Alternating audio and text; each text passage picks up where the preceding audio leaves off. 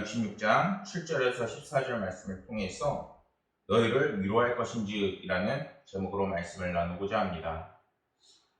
제가 운동장에서 운동을 하고 있는데 이렇게 그때 지금도 뚱뚱하지만 이제 운동장에서 막 달리고 있었습니다. 달리고 있는데 저쪽에서 구름다리가 있었습니다.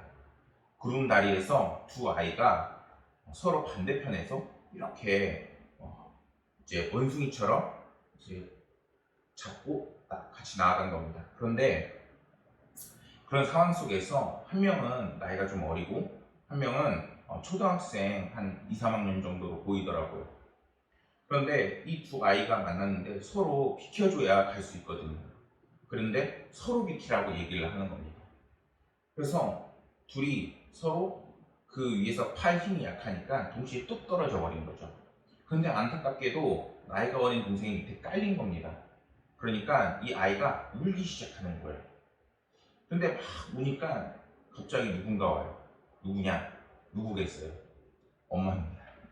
이 어린아이 엄마가 와서 바로 아이한테 화를 내는 겁니다. 야, 동생이 그렇게 있으면 좀 양보해 줄 수도 있는 거지? 이러면서 막 엄청난 화를 내는 겁니다. 사실 좋은 모습은 아니고 또한 옳다고 말할 수도 없습니다. 왜냐하면 서로 어린아이였고 서로 배려를 했어야 하는 상황이니까요. 그런데 분명한 것은 이 어머니가 이제 자기의 편을 들어서 다른 어린이한테 화를 냈던 것은 아마 그 작은 어린이한테 큰 위로가 되고 아마 힘이 됐을 겁니다. 그런 것처럼 오늘 말씀에서는 하나님께서 우리에게 어머니처럼 너희와 함께 하겠고 너의 편이 되어서 전적으로 너와 함께 할 것이라 라고 말씀하고 계십니다. 충남 태안의 동문리에서 쌀가게를 운영하는 옹기석 씨라고 있습니다. 이 문 씨는 그 지역에 이런 별명으로 불리는데 바로 봉사왕으로 불리는 사람입니다. 이웃사랑을 꾸준히 실천하고 있는 사람이죠. 그는 주말과 공휴일이면은 그가 하고 있는 쌀 문가게를 닫고 트럭을 끌고 동네를 다니면서 철거를 수거합니다. 그렇게 모은 고철로 이웃을 돕는 거죠. 그렇게 기부한 지가 얼마나 됐느냐? 무려 23년이나 됐습니다. 기부한 금액만이 1억이 넘는다고 합니다. 그런데 그 힘들었던 상황도 굉장히 힘들었던 상황도 있습니다. 두 아들이 있는데 아빠와 이 고철 수거한 일을 함께 한 것입니다. 한 번은 트럭에 가득 채워 넣는 이 고철을 어느 순간에 다른 사람들이 홀랑 가져가 버린 겁니다. 그런데도 그는 봉사를 놓치지 않고 계속해서 두 아이를 낳고 나니 문득 이런 생각을 했다고 합니다. 내가 이 아이들에게 물려줄 수 있는 것은 오히려 누군가를 섬기는 봉사 정신이었다는 것입니다. 그렇게 큰 아이가 3살이 되었을 때부터 무작정 도로로 나가 철고를 줍고 그리고 꾸준히 실천해서 지금까지 이어지고 있다는 것입니다. 그 사람이 이렇게 말하기를 다른 사람들은 낚시, 골프, 취미생활이면 자기한테는 이 봉사하는 게 가장 큰 행복이고 취미라는 것입니다. 그리고 서로 양보하며 도우며 살아야 되지 않겠느냐라는 이야기를 남겼습니다. 이 이야기는 태안의 봉사왕이라는 그 글에서 나왔습니다. 이 문기석 씨의 이 선행을 보면서 어떻게 보면은 참 훈훈하기도 하고 또한 이러한 선행이 누군가에게는 반드시 위로가 되고 은혜를 끼치고 선한 영향을 끼친다고 볼 수가 있는 것입니다.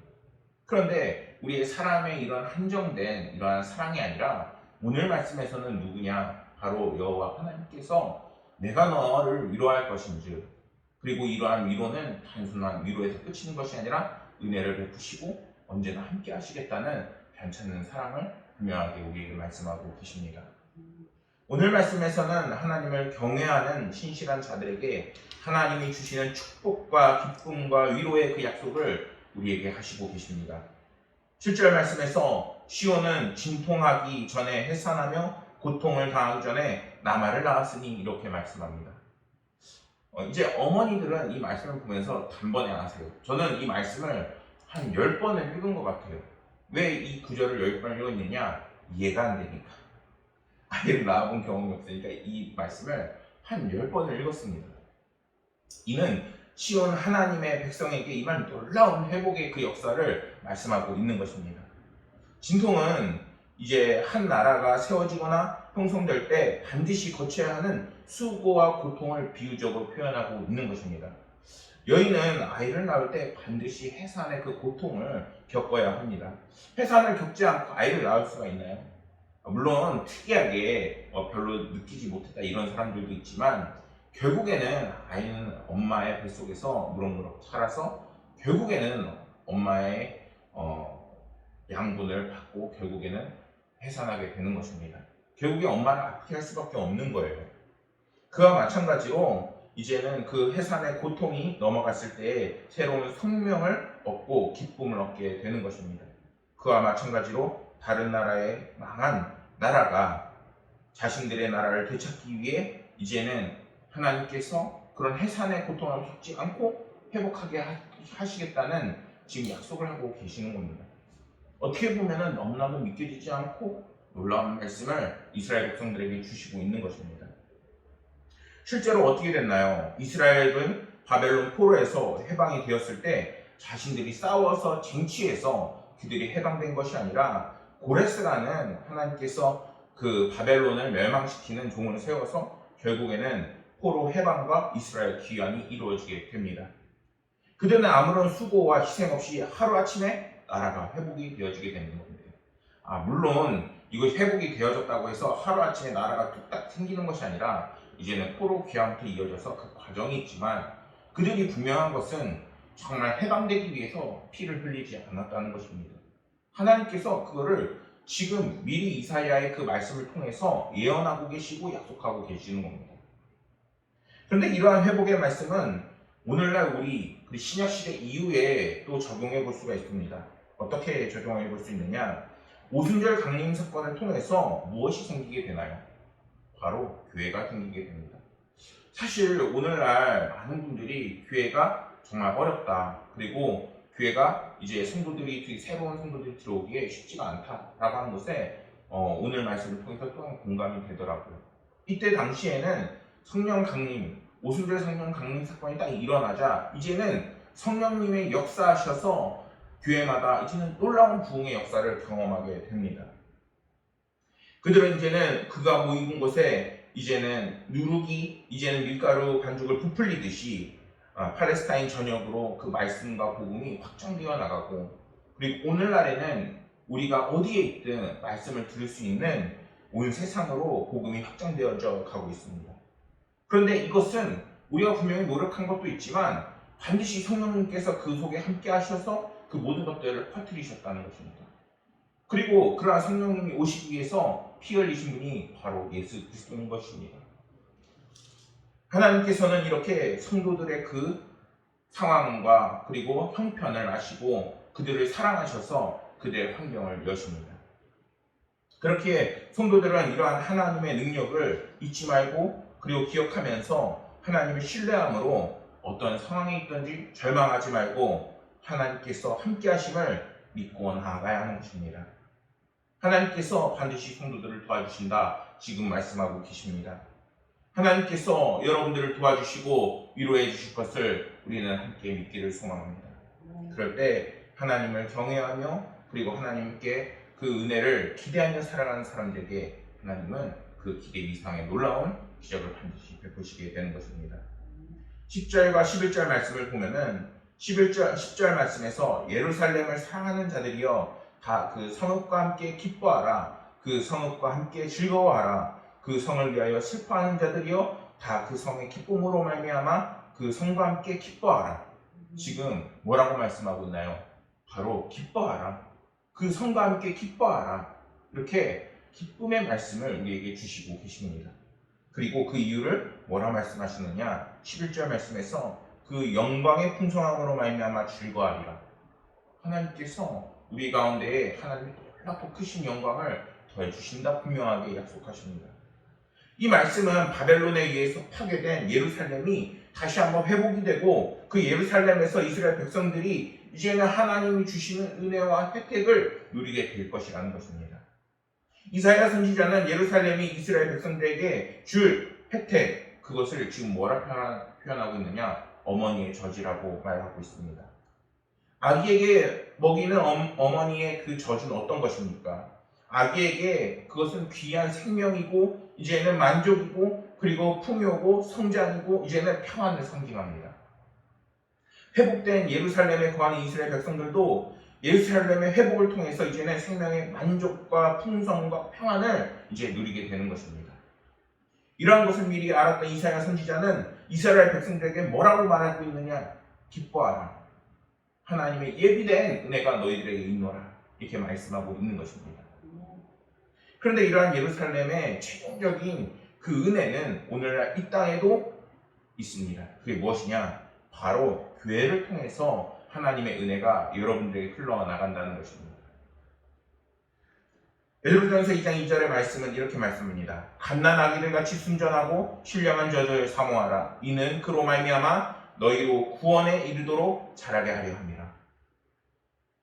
주님을 통해서 이제는 구원의 방주 역할을 하는 이 교회는 하나님께서 성령으로 역사하시며 우리 성도들에게 어머니의 젖과 같은 신령한 젖을 분명하게 우리에게 주십니다.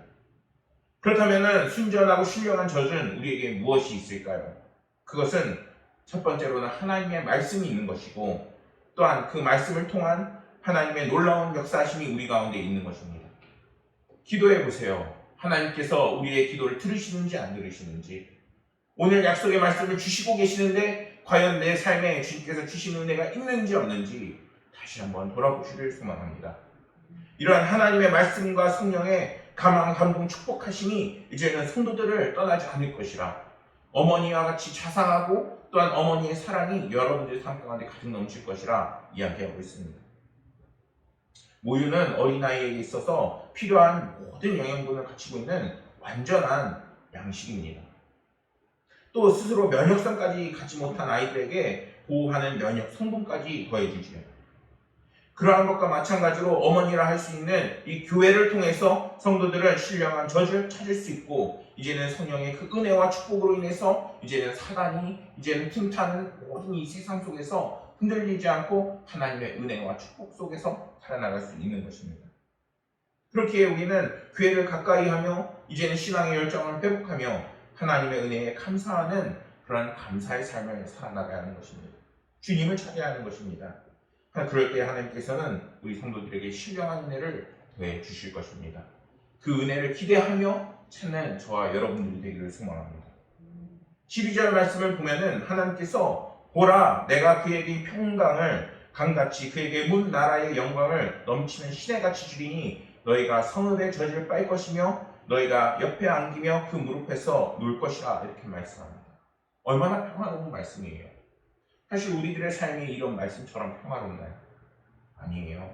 정말 놀고자 하면은 일이 생각나고 일을 하고자 하면은 놀고 싶은데 우리의 마음속에서 정말 탈출구 없는 답답함과 그리고 어려움과 그리고 정말 우리의 삶에 크신 위로가 반드시 필요한 때가 지금의 이 시대인 것입니다. 여기에서 그는 하나님께서 회복할 시온을 지칭하고 있는 것입니다. 하나님은 이 시온에서 평강을 주시되 어떻게 주신다 말씀합니까? 바로 강같이 주실 것이라 말씀합니다. 마르지 않는가? 끊임없는 샘솟는 샘물과 같이 우리에게 넘치는 그 은혜를 우리에게 주신다 말씀합니다. 여기서 말하는 시온은 우선 이사야의 그 말씀을 듣고 있는 이스라엘 백성을 의미하고, 다음으로는 오늘날 이 말씀을 나누고 있는 성도들을 의미하고 있는 것입니다. 하나님께서 성도들에게 평강을 강같이 주실 것이라 약속하고 계시고, 이는 하나님께서 당신의 성도들의 세상에서 그 형편이나 그리고 환경에 그 개의치 않고 끊임없이 평강의, 영원한 평강의 그 은혜를 더해 주실 것이라는 것입니다. 우리가 얼마나 기분에 영향을 많이 받아요. 조그만 일에도 금방 화내고 짜증내고 그리고 많이 기분을 상해합니다. 그러나 하나님께서 주시는 이 평강을 의지하고 정말 이것을 바라보게 되면은 우리가 우리의 기분을 따라서 정말 좌지우지 되는 것이 아니라, 주님께서 나에게 은혜를 주셨지, 내가 하나님께서 은혜를 따라 나가는 사람이지, 그 은혜를 따라 나갈 때 감정이 아니라 하나님의 그 은혜의 그 말씀을 붙잡으며 나아가는 사람이 되어지는 것입니다. 그렇게 환난이 많고 고난이 많은 세상에서 진정한 평강을 얻으려면 오직 하나님의 그 말씀을 붙잡아야 하는 것입니다. 환난이 많고 고난이 많은 세상에서 사람은 자신의 인생이 평강하길 원하고 완전하고 안전하기를 위해서 다른 여러 가지 일들을 합니다. 어떤 사람들은 돈을 더 많이 갖는 것이 나의 삶을 훨씬 완벽하게 만든다고 생각할 수 있고, 어떤 사람은 권력을 갖는 것이 나의 삶이 더욱더 풍요롭게 만드는 것이라 생각하는 사람들도 있습니다. 그러나 그것이 무엇이든 아무리 채우고 내 삶에 가득 채우려고 해도 끊임없이 나타나는 것은 갈증뿐입니다. 심지어 그것을 가득 채웠지만 공허함만이 남게 되는 것입니다. 왜 그렇습니까? 그 이유는 우리의 삶에 진정한 평강과 그 은혜를 주시는 분은 오직 하나님밖에 안 계시기 때문인 것입니다.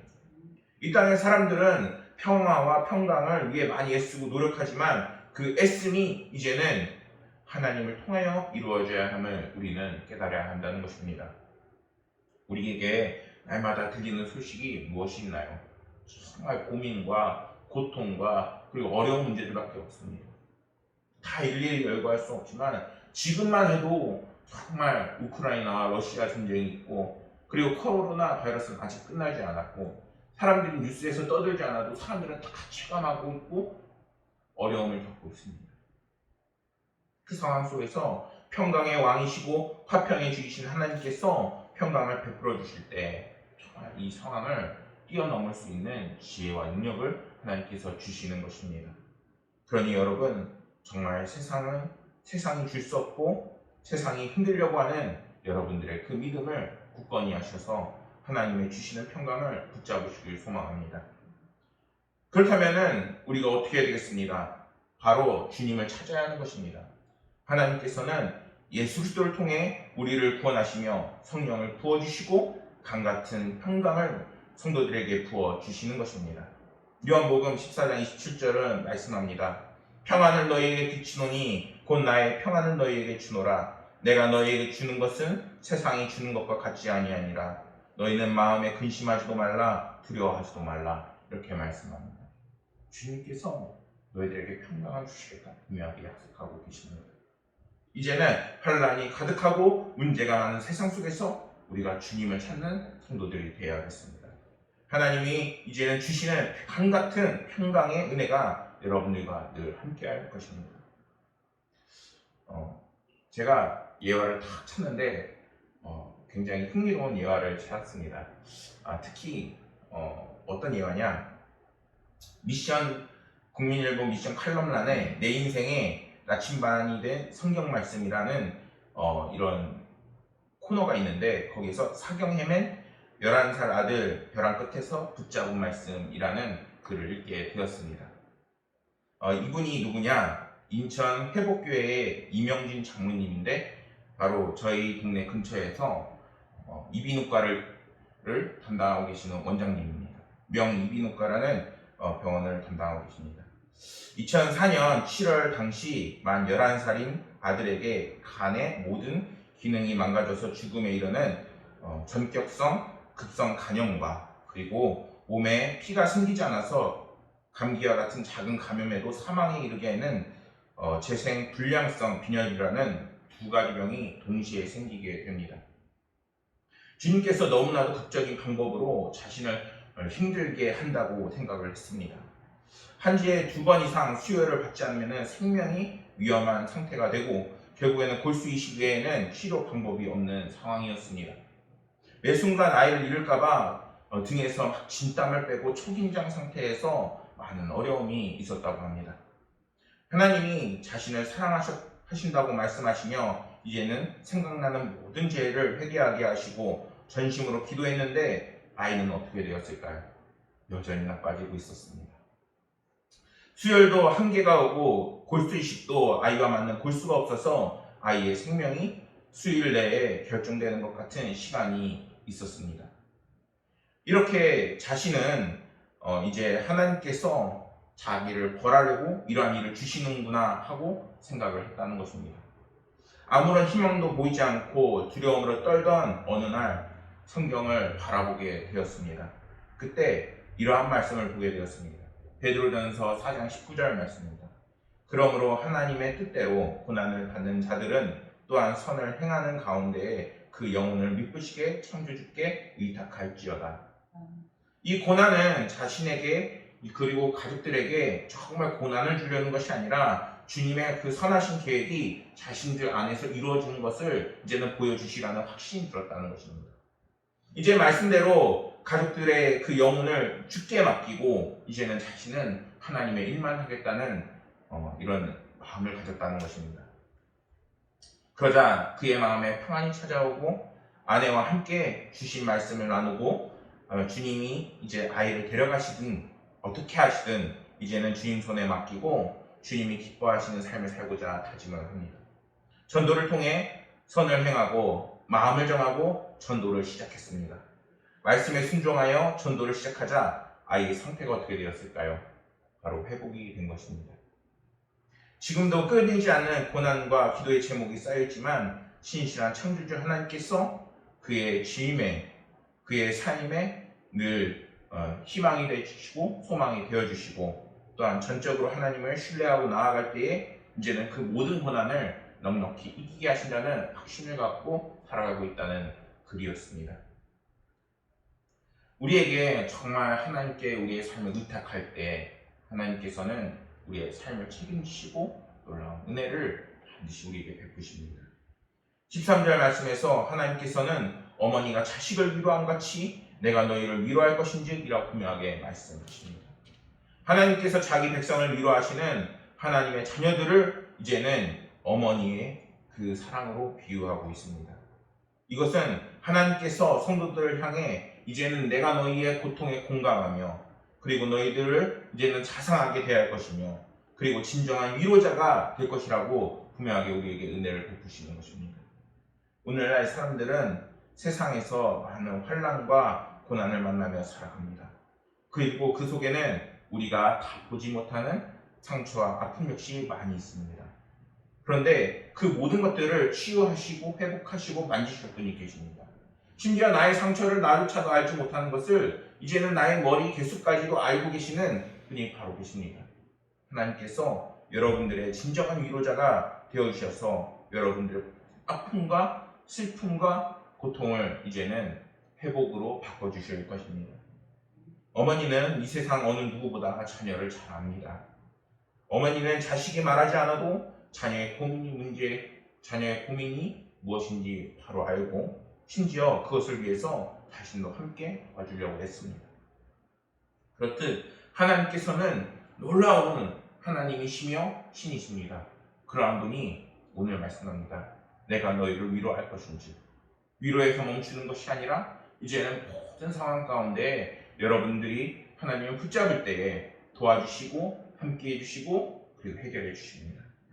오늘날 우리의 힘으로 해결되지 않은 많은 문제들이 있습니다. 그러나 우리가 주님을 향하여 주님께서 나를 도와주시겠지 그러한 믿음으로 나아갈 때 하나님께서는 여러분들을 결코 포기하지 않으십니다. 사랑하는 성도 여러분, 이제는 주님께서 우리의 진정한 위로자 되심을 다시 한번 기억하고 주님께서 주시는 은혜를 다시 한번 돌아보고 주님께서 주시는 크신 은혜로 이제는 모든 상황 속에서 승리하시고 은혜가 넘치시기를 소망하겠습니다. 기도하시겠습니다. 하나님 아버지, 오늘 주님께서 성도들을 향하여 내가 너를 위로할 것인지 하는 말씀과 또한 그 위로가 정말 단순히 말뿐이 아니라 우리의 삶 가운데 회복이 일어나고 그리고 능력이 나타나고 그리고 새 힘이 더해지는 놀라운 말씀을 나눴습니다. 주여, 그것을 믿습니다. 아버지 하나님께서 이제 성도들의 삶을 회복시켜 주시고 늘 함께 하셔서 정말 그 성도들이 기도하는 모든 기도 제목들에 응답하여 주시옵소서. 모든 것을 합력하여 선을 이루시고 또한 아버지 하나님께서 모든 것을 책임지시고 이끄실 것을 믿습니다. 언제나 성도들의 삶을 정말 기쁨과 은혜와 그리고 성도들의 삶을 좋은 것으로 채워 넣어 주실 것을 믿으며 모든 말씀 우리 구주 예수 그리스도의 이름으로 기도드렸습니다.